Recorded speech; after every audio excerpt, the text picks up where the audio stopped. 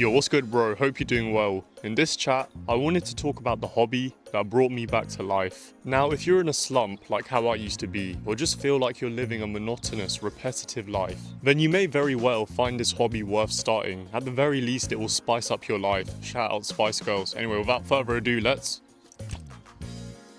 dive right into it. Writing. That is the hobby that brought me back to life. But not just writing, journaling.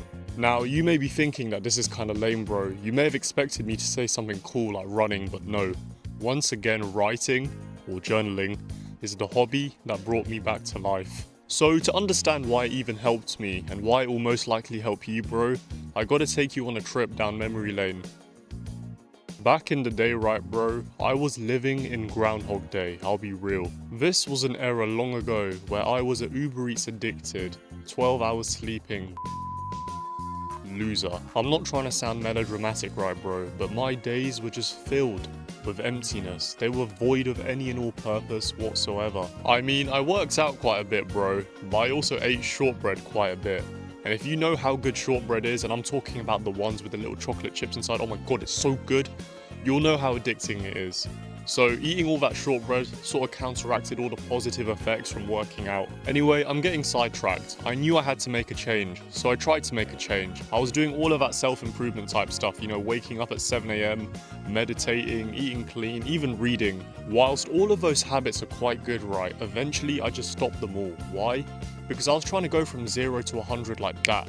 It was just too much on my plate at one time. So here I was back at square one. In fact, you could even say square minus one because a Wingstop opened down the road, and bro, I was going ham on those wings like you'd have no idea. At this point, all I needed was a win, a daily win, something that I could accomplish every day without too much effort. And so, from the ashes of my Wingstop addicted South Park watching lifestyle, rose journaling. I mean, it only took 9 minutes a day to journal, and in the middle of all of my wing eating, South Park watching, I defo had 9 minutes to spare each day. Now, initially, bro, when I started journaling, I just talked about my day, what I did. It was like a diary.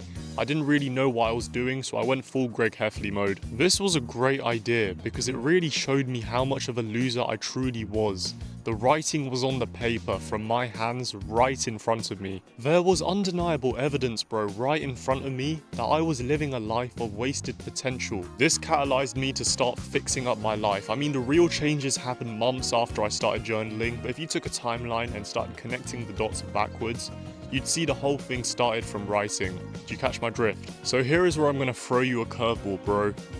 You don't have to start writing. None of this has to apply to you. If you want to bring yourself back to life, bro, like Frankenstein, all you gotta do is rack up a daily win. It doesn't even matter what that win is, you just have to be consistent with it. Find what works for you.